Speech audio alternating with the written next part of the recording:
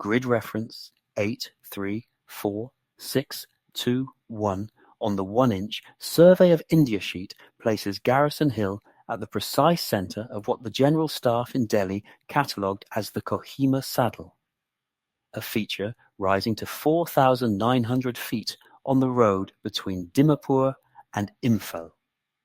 On the 15th of March, 1944, the leading battalions of Lieutenant General Kotoku Sato's 31st Division crossed the Chindwin River at Homelin, Tamanthi and Thangdut, carrying 20 days of rice, mountain guns broken into mule loads, and orders signed by Lieutenant General Renya Mutaguchi of 15th Army instructing them to seize the Kohima Ridge and sever the Bengal-Assam Railway at Dimapur within 3 weeks. The operation was designated U-Go, and its planning files, recovered from Burma Area Army Headquarters at Maimyo in May 1945, and translated by Allied translator and interpreter section under document number 4371, made no provision for what the Japanese staff called the artillery problem.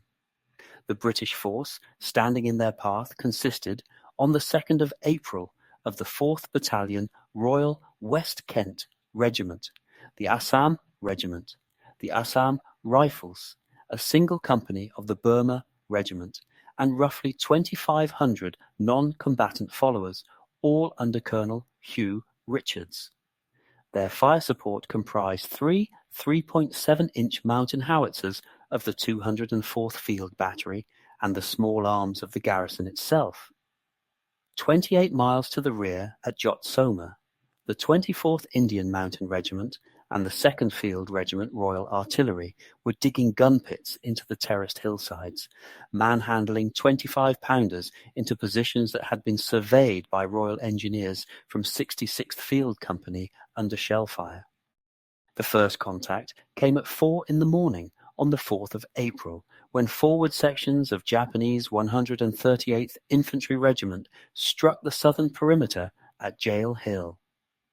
Within 48 hours, the garrison had been compressed to a perimeter of approximately 700 yards, centered on the Deputy Commissioner's bungalow and its tennis court, a clay rectangle measuring roughly 78 feet by 36 feet, that would, before the month was out, become the most photographed piece of ground in the entire Burma campaign. War Office Signal Z/44/110-6, transmitted from 14th Army Headquarters to the War Cabinet on the 7th of April, described the situation as critical but containable provided artillery support from Jotsoma can be sustained. That signal mattered. Sustained artillery support over 28 miles of jungle-covered ridge required not only the guns themselves, but the wireless links, the survey data, the forward observation officers, and above all the road, which by the 8th of April had been cut by Japanese troops between Zubsa and Kohima. The guns at Jotsoma were, in the technical phrase, used in the Royal Artillery's after-action report compiled at Larkhill in 1946, shooting blind into a known box, firing predicted barrages onto coordinates passed by Forward Observation Officer Major Yeo of 2nd Field Regiment, who occupied a slit trench on Garrison Hill perimeter throughout the siege, what neither the gunners at Jotsoma nor the staff officers in Camilla yet understood was the effect of that fire upon the men attacking the ridge. That information would arrive only later, drawn out of exhausted prisoners in canvas tents pitched behind the lines, recorded in Roman script by interpreters of mixed Anglo-Burmese and Indian backgrounds, and forwarded to Southeast Asia Command through channels that ran ultimately to the desks of the Joint Intelligence Committee in Whitehall. The first prisoner of operational value taken at Kohima was a wounded lance corporal of 58th Infantry Regiment, captured in a drainage ditch below Kuki-Pike during the night of the 17th and 18th of April. His interrogation, conducted in a tactical holding pen at Jotsoma by Captain Dennis McCutcheon of the Combined Services Detailed Interrogation Center, produced a 4-page typed report, numbered K/118, the first page of which is preserved in the National Archives at Kew under file WO 208/4554. The document records that the prisoner had been part of a section ordered to advance across the open ground east of the District Commissioner's bungalow at last light on the 16th of April. Of the 11 men who began that movement, 3 reached the British wire. The Lance Corporal, whose name appears in the file as Higuchi, told McCutcheon through an Anglo-Burmese interpreter that the British shell fire had begun as if it had been waiting. The phrase appears verbatim in the typescript, and that the section commander had been killed by what the prisoner described as a single shell bursting in the trees above their forming up point. That description, mundane as it sounds, contained 2 pieces of information that mattered to the gunners. The first was confirmation that the Royal Artillery's harassing fire program, fired predicted onto suspected forming up positions according to a roster drawn up by Brigadier Steve Stevens of 2 Indian Division Artillery, was striking ground actually being used. The second was the detail of bursting in the trees, which indicated that the airburst fuses being used by 221st Battery, the number 117 percussion fuse set to function on contact with foliage, were achieving the canopy detonations the gunnery instructors at Deolali had calculated would produce the highest casualty rates against troops in the open. Subsequent interrogations, conducted as more prisoners were brought in during late April and early May, refined this picture considerably. A captured warrant officer of 124th Infantry Regiment, taken near Naga village on the 4th of May and interrogated at Camilla under report number K/163, stated that his battalion had attempted 3 night attacks against the Garrison Hill perimeter between the 20th and 24th of April. Each had been broken up, he said, before the leading platoons had closed to grenade range. The warrant officer, identified in the file only as Yamashita, described the British defensive fire as continuous and predicted, using a phrase that the interpreter rendered as "the guns knew where we would be." He estimated that his battalion had lost between 40 and 50% of its rifle strength to shell fire alone before any close-quarter fighting occurred.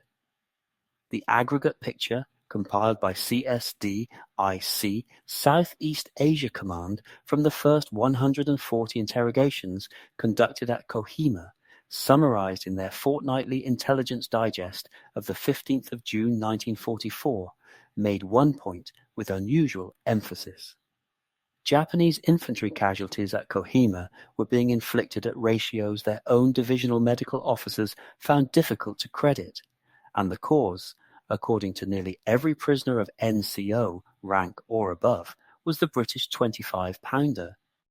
The digest, signed by Lieutenant Colonel Charles Patterson of the Intelligence Corps, concluded with the observation that the moral effect of sustained predicted fire upon Japanese infantry attempting close assault appears to be greater than that of any other weapon system currently deployed in this theatre.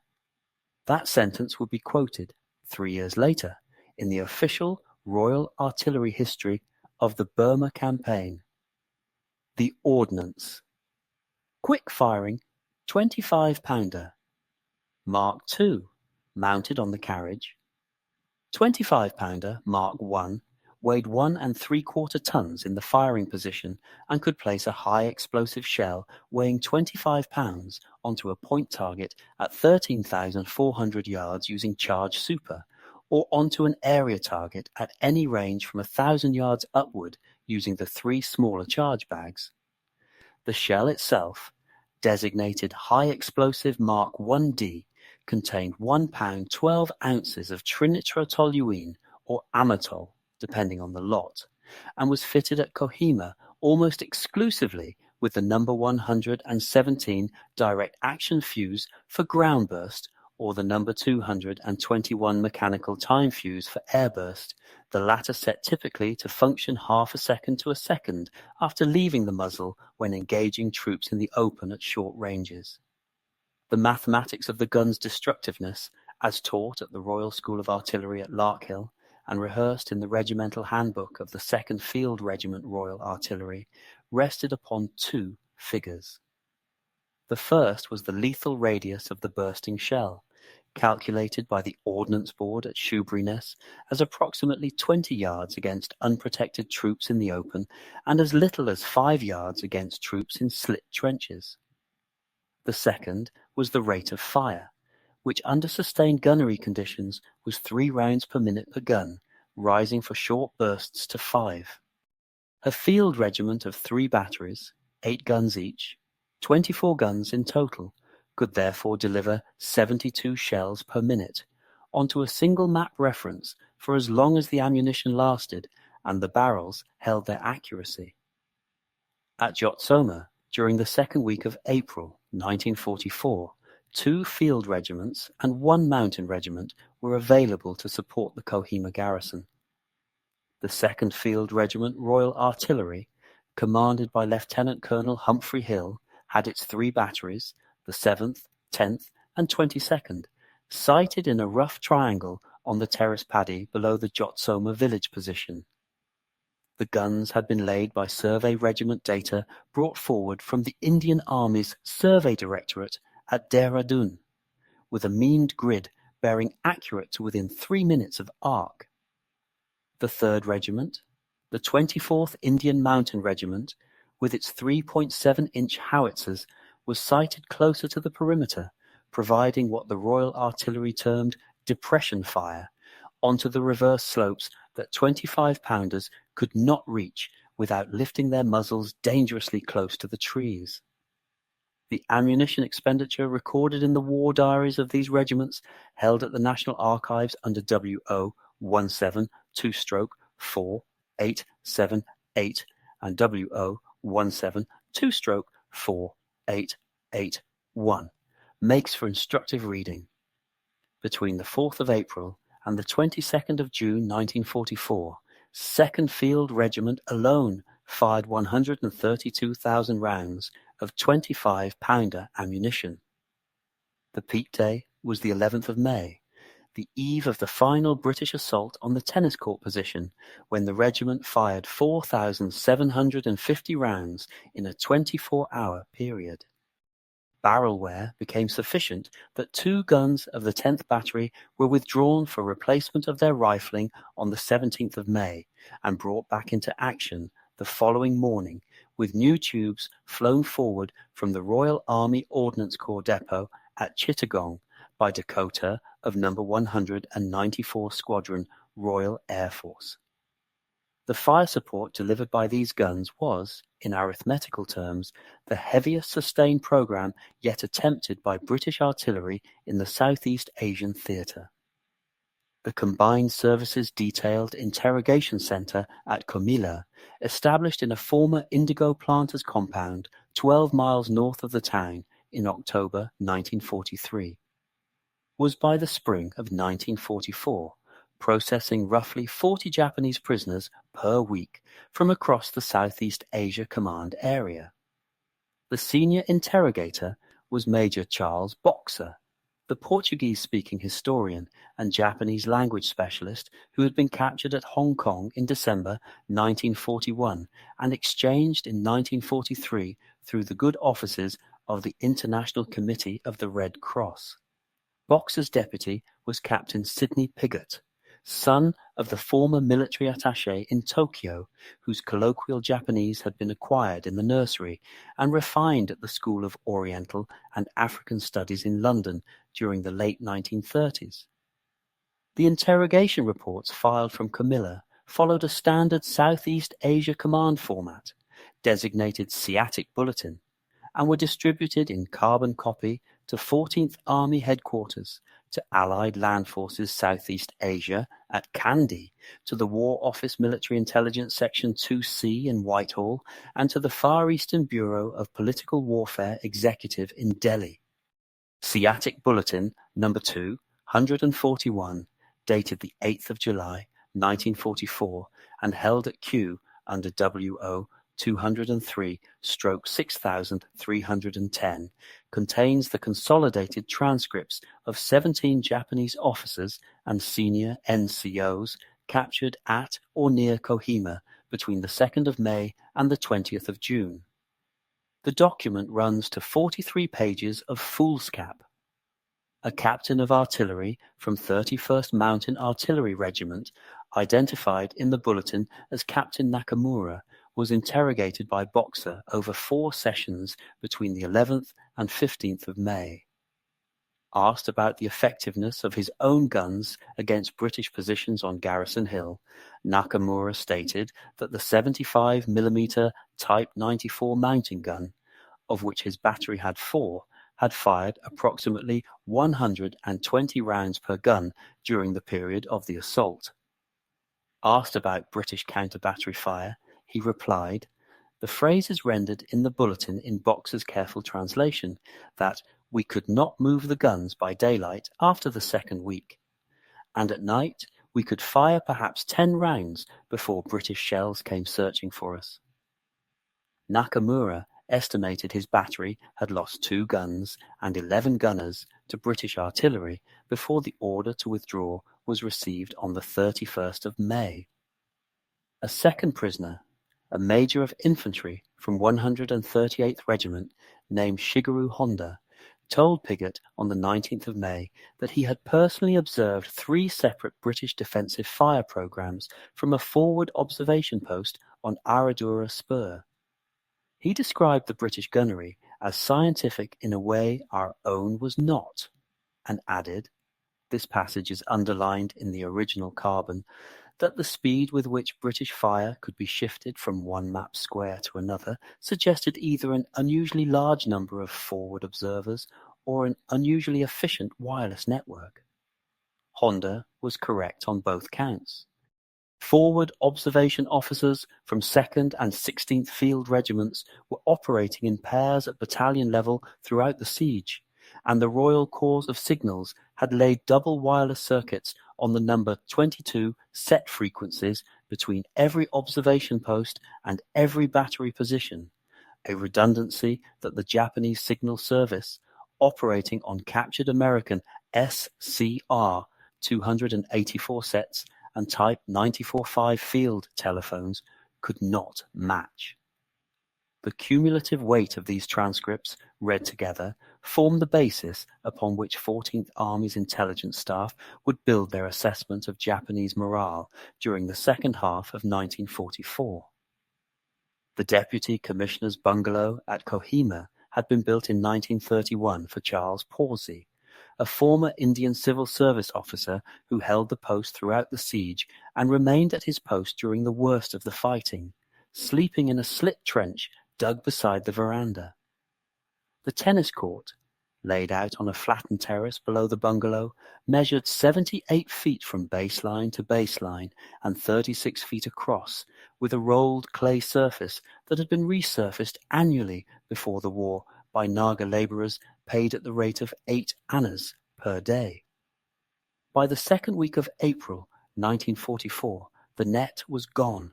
The posts had been broken off at the base, and the surface was pitted with mortar craters and scattered with the bodies of men from 58th Infantry Regiment who had attempted to cross it on the night of the 8th of April.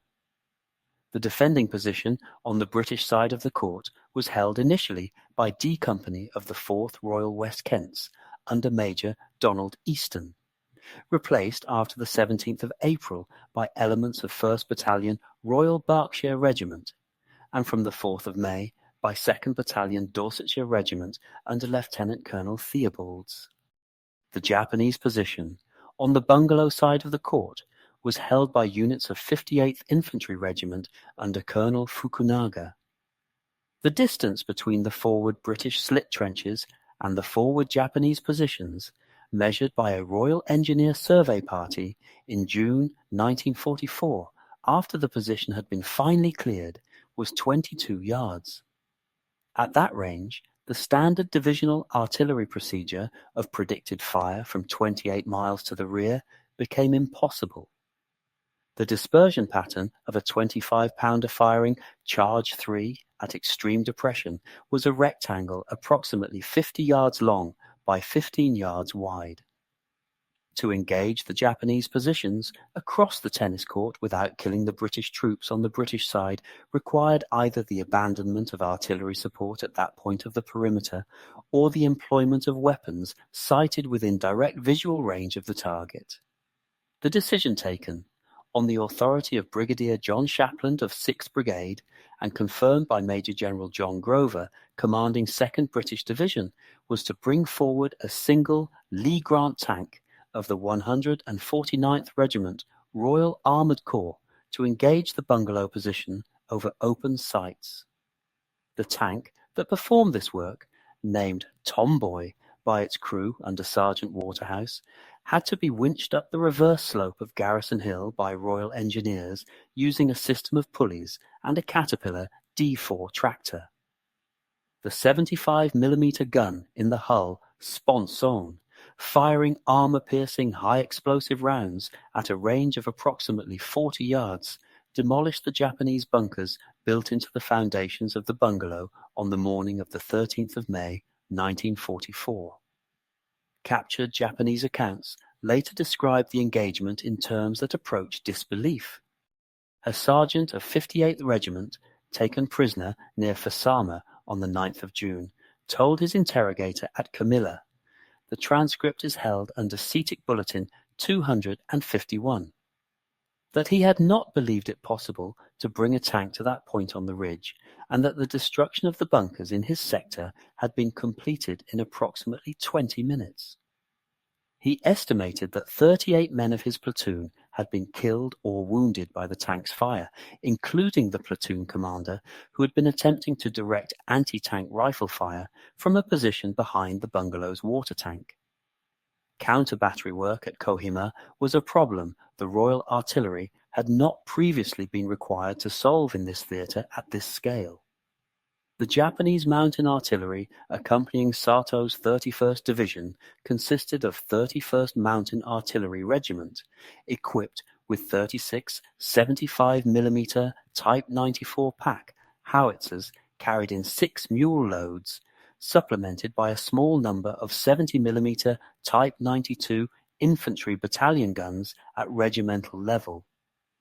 These weapons, light enough to be manhandled into firing positions on reverse slopes inaccessible to wheeled artillery, were sighted in the broken country south and east of Kohima village, particularly on the slopes of Aradura Spur, on the GPT ridge feature, and in the dead ground behind Naga village. Locating them was the responsibility of the counter-battery officer at 2 Indian Division Artillery Headquarters, Major Henry Linklater, working from a wireless-equipped truck dug in beside the Dimapur Road at milestone 46. The methods available to Linklater were 3. The first was sound ranging, conducted by No. 8 Survey Regiment Royal Artillery, using microphone lines laid along the Dimapur Road and processed through Tucker microphone equipment of 1918 pattern that had been overhauled at Woolwich Arsenal in 1942.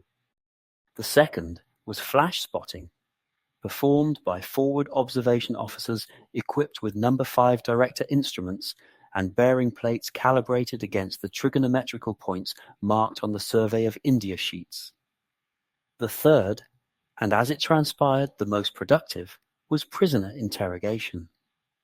Captured Japanese gunners and infantrymen who had served as ammunition carriers proved willing, under the relatively humane conditions maintained by CSDIC interpreters, to mark on a 1-inch map the precise locations of the gun pits they had occupied or supplied.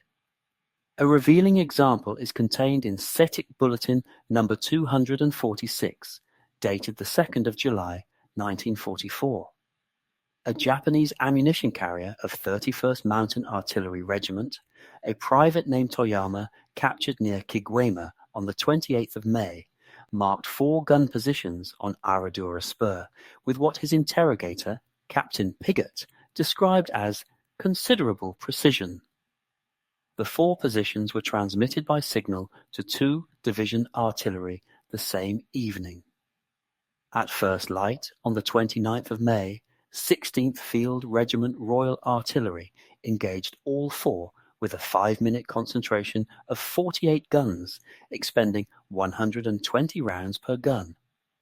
A subsequent Naga patrol from V-Force, the irregular reconnaissance organization operating under Colonel Felix Williams, reported on the 2nd of June that all 4 positions had been destroyed, with at least 2 pack howitzers visibly damaged beyond field repair and an estimated 40 Japanese gunners killed. The patrol's report, signed by V-Force liaison officer Captain Eric Lambert, is held under WO 203/1858.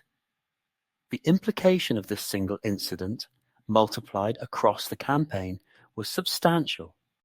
By the middle of May, Linklater's counter-battery cell was processing prisoner-derived target data and converting it into fire missions within an average of 4 hours from the moment of interrogation, a timeline that astonished American liaison officers attached to 14th Army from the China-Burma India Theatre headquarters at Chongqing. Japanese mountain artillery activity around Kohima dropped sharply during the last fortnight of May, and the captured signal traffic recovered at Sato's headquarters when it was overrun in early June, intercepted at Bletchley Park's outstation at Anand Parbat in Delhi, and circulated under the BJ series, included repeated requests from 31st Mountain Artillery Regiment to Burma Area Army for replacement guns and trained gunners that could not be supplied. The retreat from Kohima began informally during the last week of May 1944, when Sato, without authorization from Mutaguchi at 15th Army headquarters, ordered his divisional staff to begin reconnaissance of withdrawal routes back through the Naga Hills towards the Chindwin. The formal order to abandon the position followed on the 31st of May, and by the 3rd week of June, the surviving elements of 31st Division were being pursued through monsoon-flooded country by 7th Indian Division and 33rd Indian Corps. Of the roughly 15,000 men Sato had brought across the Chindwin in March, contemporary Japanese returns, recovered after the war and translated by ATIS under document number 5829, indicated that approximately 3,000 reached Burmese soil in any condition fit for further service. The remainder were dead, missing, or in British captivity. The interrogation reports compiled from prisoners taken during this withdrawal phase between the middle of June and the end of August 1944 differed in tone and content from those gathered during the siege itself. Prisoners taken in late May and June at Kohima were typically taken in fighting condition, often wounded, frequently still defiant in their answers. Prisoners taken in July and August in the Imphal-Tidim Road area and in the Kabul Valley were starving, dysenteric, and in many cases unable to stand without assistance. The medical officer attached to CSDIC's Forward Holding Centre at Palel, Captain Reginald Bourne of the Royal Army Medical Corps, recorded in his fortnightly returns, held at Kew under WO 222/1380, that the average weight of Japanese prisoners brought in during July 1944 was 7 stone 4 pounds against an estimated pre-campaign average of 9 stone 12 pounds. Beriberi, malaria, and amoebic dysentery were near universal. The psychological content of these later interrogations is preserved in SEATIC miscellaneous reports, numbers 73 through 81, distributed between September and November 1944. A warrant officer of 124th Regiment, captured near Yasagyo on the 11th of August and identified in the file as Tanaka, told Boxer at Camilla that the proximate cause of his unit's collapse had not been hunger, though hunger had been continuous from the third week of April onward, but what he termed the certainty of British shell fire whenever men gathered in groups of more than 3 or 4. Tanaka described his battalion's withdrawal across the Chindwin in late June as conducted by men who could no longer be commanded in any formation that artillery would notice. The phrase, in Boxer's translation, appears verbatim in the bulletin. A further and revealing pattern emerged from these interrogations. Asked to identify the single most damaging element of British fighting power encountered during the campaign, Japanese prisoners of NCO rank and above, in interviews aggregated and tabulated by Lieutenant Colonel Patterson's intelligence cell at Comilla, named British artillery in 73% of cases. British infantry small arms fire was named in 12%, British armour in 8%, and British air attack in only 4%. The remaining 3% gave miscellaneous answers, including, in 2 recorded cases, the Naga porters and patrols of V-Force, whose knowledge of the country had made daylight movement impossible across much of the divisional area. The artillery figure, Patterson noted in a covering minute dated the 14th of October 1944, represents a remarkable concentration of moral effect upon a single arm of service, and bears upon questions of post-war establishment and training that the Royal Artillery may wish to examine. The post-battle assessments compiled at the War Office during the autumn and winter of 1944 drew upon 3 distinct streams of evidence. The first was the operational war diaries of the units engaged, submitted through 14th Army Headquarters at Camilla and forwarded to the Military Operations Directorate at Whitehall through the routine channels of Southeast Asia Command. The second was the SEATIC Bulletin Series, which by December 1944 had reached number 283 and represented the consolidated interrogation product of more than 900 Japanese prisoners taken during the Kohima Imphal operations. The third was the technical report compiled by the Royal Artillery Operational Research Section under Colonel Basil Schoenland, the South African physicist who had been seconded from 21st Army Group in Europe to examine the artillery lessons of the Burma campaign at the personal request of General Sir Alan Brooke, the Chief of the Imperial General Staff. Schoenland's team arrived at Camilla on the 12th of November 1944 and spent 6 weeks examining gun position records, ammunition expenditure returns, forward observation officer logs, and a representative sample of 148 interrogation transcripts selected by Major Boxer for their direct bearing on artillery effectiveness. Schoenland's report, classified secret and circulated under reference W0291-1107, was submitted to the War Office on the 8th of February 1945. Its principal conclusions ran to 17 numbered findings, of which the first 3 are worth quoting in summary. Finding 1. That the moral effect of sustained, predicted fire from 25-pounder regiments at Kohima had exceeded by a substantial margin the moral effect estimated by pre-war doctrinal calculations at Larkhill. Finding 2. That the speed of fire shifting achieved by 2 Indian Division artillery, made possible by the doubled wireless circuits of the Royal Corps of Signals and by the unusually high density of forward observation officers, represented a tactical method that should be codified and taught at the Royal School of Artillery. Finding 3. That prisoner interrogation as a counter-battery technique had produced operationally useful results within timelines previously thought impossible, and warranted permanent integration into divisional artillery intelligence procedures. The recommendations were acted upon with unusual speed. By the spring of 1945, the artillery training program at Deolali had been revised to incorporate the Kohima findings, and a parallel revision was underway at Larkhill for the establishments returning from the Italian and Northwest European theatres. The Joint Intelligence Committee, in a paper circulated under JIC paper 45/23 on the 14th of March 1945, recommended that the integration of CSDIC interrogation product into divisional fire planning pioneered at Kohima become standard practice across all theatres.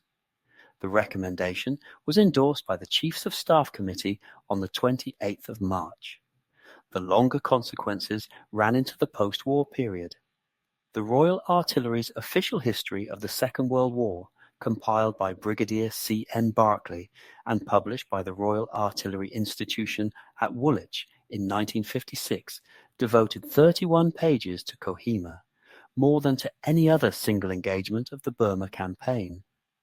The doctrine of fast fire shifting, of multiple redundant wireless links, and of intelligence-led counter-battery work would be carried forward through the post-war reorganizations of the British Army of the Rhine, and would shape the artillery establishments deployed against the Soviet threat on the North German plain throughout the 1950s and 60s. The tennis court at Kohima, that small clay rectangle below Pawsey's bungalow, had altered the doctrine of an entire arm of service.